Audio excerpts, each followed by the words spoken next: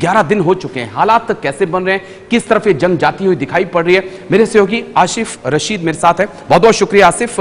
I know कि बहुत busy schedule है आपका, लेकिन फिर भी आपने वक्त दिया। थोड़ा समझाइए, क्या 11 दिन हो गए हैं, क्या कुछ आगे होता हुआ देख रहे हैं? आज यूरोपियन यूनियन की भी अहम बैठक है, दूसरी तरफ OIC की मीटिंग खत्म हो चुकी है, ईरान के विदेश मंत्री रूस में हैं।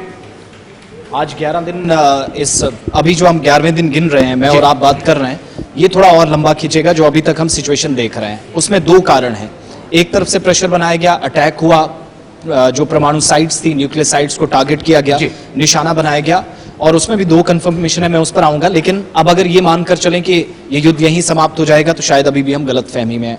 उसका बेसिक रीजन ये है कि ईरान ने खुलकर अभी तक कहीं पर भी सरेंडर वाली कोई बात नहीं मानी है। हाँ, डिप्लोमेटिक स्तर पर जाने के लिए वो तैयार हैं, उनके विदेश मंत्री, उनके देश के अंदर से, और यहां तक कि IRGC की तरफ से परसों एक स्टेटमेंट आया था, उससे पता चलता है टेबल पर जाने के लिए वो तैयार है, लेकिन इस सिचुएशन में नहीं जो चल रही है।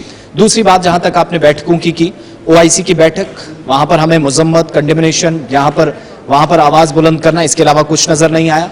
थोड़ा और आगे चलिएगा, UNSC का जो बैठक रात के भारत के समय में जब हम सो रहे थे 12:30-1 बजे के आसपास हुई, आपात बैठक होने के बावजूद भी वही जो बार बार हम कहते हैं कि इस इमारत में सिर्फ और सिर्फ निंदा होती है, उसके अलावा कोई शब्द नहीं होता, वो आज फिर से रिटर्न पूरा स्टेटमेंट आ गया है, हमारे पास UNSC का है। तीसरी बड़ी बात कि ये जो दाएं बाएं इस समय दोनों तरफ से प्रयास हो रहे हैं, अमेरिकन अपनी जगह लगे हैं कि अगर हमें टारगेट किया गया हमने बचना कैसे है, फिर दूसरी तरफ ईरान अपनी जगह लगा है, रशिया में बैठक होने जा रही है। रशिया वाली बैठक से ज्यादा नहीं, 5 से 8-10% मैं एक्सपेक्ट कर रहा हूं कि शायद कुछ अच्छी खबर होगी। उसका रीजन यह है कि अभी 2 हफ्तों के दौरान 3 बार बातचीत हुई है, 1 घंटा, 48 मिनट और 35 मिनट। ये 3 दिनों की ड्यूरेशन है बिटवीन ट्रंप और पुतिन में जो बातचीत हुई है। उस बातचीत का बेसिक रीजन क्या था? पहली बार हमने देखा कि अमेरिकन और रशियंस खुलकर सामने आए, किसी इलाके में, किसी रीजन में वॉर खत्म करनी है, बात की गई। तो क्या पॉजिटिव साइंस अगर उस बैठक के आ सकते हैं?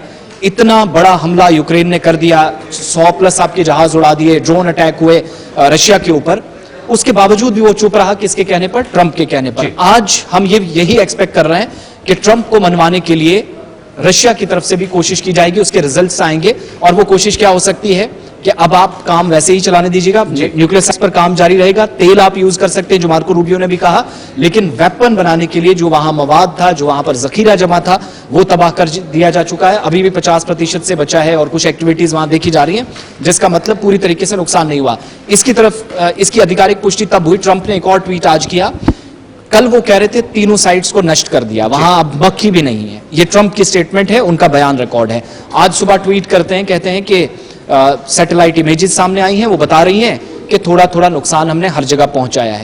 उस शब्द का, वो जो थोड़ा वाला है, उसका आप आकलन करेंगे तो पता चलता है कि अमेरिकन और इजरायली अपने टारगेट्स तक पहुंच गए हैं, लेकिन जिस हद तक वो उसको विनाशकारी बनाना चाहते थे, तबाही में, वो थोड़ा सा पॉसिबल नहीं हुआ। और इसलिए मैं कह रहा हूं अभी ईरान जल्दी सरेंडर करेगा, पॉसिबिलिटी। इजराइल की तरफ से भी ऐसी खबरें आ रही है कि इजराइल चाहता है कि अब इस ऑपरेशन को रोक दिया जाए, और ऐसी कुछ बयान भी आ रहे हैं कि अगर ईरान हमले रोक दे तो इजराइल सीजफायर। बिल्कुल, ये ऑफिशियल स्टेटमेंट है, डिफेंस मिनिस्टर ने कहा। लेकिन प्रॉब्लम यह है कि आप भरोसा किस पे करोगे? हम सुबह भी बात कर रहे थे कि आप इस तरफ से कह रहे हैं आप हमले रोक दीजिएगा, कोई कार्रवाई नहीं होगी। वहां आपने 12 दिनों का समय लिया था, इधर 48 घंटों 72 घंटों में आपने B-2 बॉम्बर्स को मूव कर दिया था। ये बहुत बड़ी बात है कि आप इंटरनेशनल कम्युनिटी के सामने एक बात करते हैं, दूसरे इधर हमला भी हो जाता है। तो वो जो कल हम रक्षा विशेषज्ञों से बात कर रहे थे, वो कह रहे थे कि ये सबसे बड़ा डबल स्टैंडर्ड है, पूरे रीजन के लिए खतरनाक साबित हुआ और 1 दर्जन के आसपास देश प्रभावित हुए हैं। अब यहां से थोड़ा सा और आगे बढ़िएगा, इजराइल अब डैमेज कंट्रोल करने की कोशिश कर रहा है। ये जो बात की गई है, जो हम समझ पाए हैं,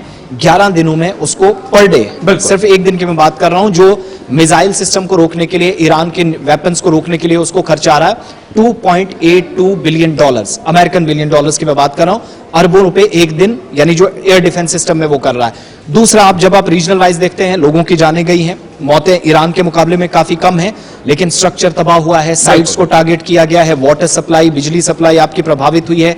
हाइफा के अंदर सबसे बड़ी बिजली सप्लाई, जो 83.7% बिजली पूरे इजराइल को देती है, वो पूरी तरीके से तबाह हो चुकी है। फिर आपके हथियार इतने ज्यादा सक्षम नहीं है कि आप डायरेक्टली ईरान की उन साइट्स को जहां पर अमेरिका ने अटैक किया, इसलिए जरूरत भी पड़ी अमेरिका को आने की, वो नहीं था। ऐसा नहीं कि इजराइल टेक्टिकली और टेक्नोलॉजी से बहुत मजबूत है, कोई मुकाबला नहीं, लेकिन यहां थोड़ा सा मुझे लग रहा है कि राहत लेने की कोशिश कर रहा है। ठीक वैसे ही मैं क्यों कह रहा हूं शक पैदा हो रहा है, हमास ने डील की साल 2022 में, जनवरी का महीना था। जी। अक्टूबर 7 2023 में हमला होता है। 1.5 साल का ये जो अरसा लगा, इसमें बहुत बड़ी प्लानिंग हुई, कहां से क्या करना है, इंटेलिजेंस, मोसाद जैसे सबको फेल किया गया। यहां मुझे लग रहा है कि वो थोड़ा सा वक्त भी ले रहा है। प्लस एक बात बिल्कुल मत भूलिएगा, जब ये बात हम कर रहे हैं कि कोई बातचीत होगी, कोई कोशिश होगी रोकने की, अगर सीज फायर हो जाता है तो आयतुल्लाह अली खमनी को टारगेट करने, जो बेसिक उनका एक मोटिव है, पहला था न्यूक्लियर साइट, दूसरा ये, उससे पीछे मोसाद नहीं हटेगा, वो इसमें प्लानिंग करेगा। ठीक है, मोसाद पीछे नहीं हटेगा। दूसरी तरफ ईरान की तरफ से भी कह दिया कि हम परमाणु कार्यक्रम पर तो सोच सकते हैं, लेकिन बैलिस्टिक मिसाइल का हमारा फिलहाल उसको धचका इसलिए लगा, वो 10-12 साल पीछे चला गया है, जो उसने तैयारी कर रखी थी। जो मिलिट्री एम है, मुझे लगता है स्ट्रेटेजिक एम जो इजराइल के थे, उन्हें अचीव कर लिया गया है। शुक्रिया, बहुत बहुत शुक्रिया आसिफ आपका हमारे साथ जुड़ने के लिए। तो आज का दिन बड़ा अहम है। अहम इसलिए है क्योंकि अराक्ची ईरान के विदेश मंत्री की मुलाकात व्लादिमीर पुतिन के साथ होने वाली है, और दूसरी तरफ जो है यूरोपियन यूनियन के देशों के नेताओं की भी मुलाकात होने वाली है। इन मुलाकातों में क्या कुछ निकलता है, इसके बाद ये तय होगा कि ये जो जंग है अब किस तरफ जाएगी।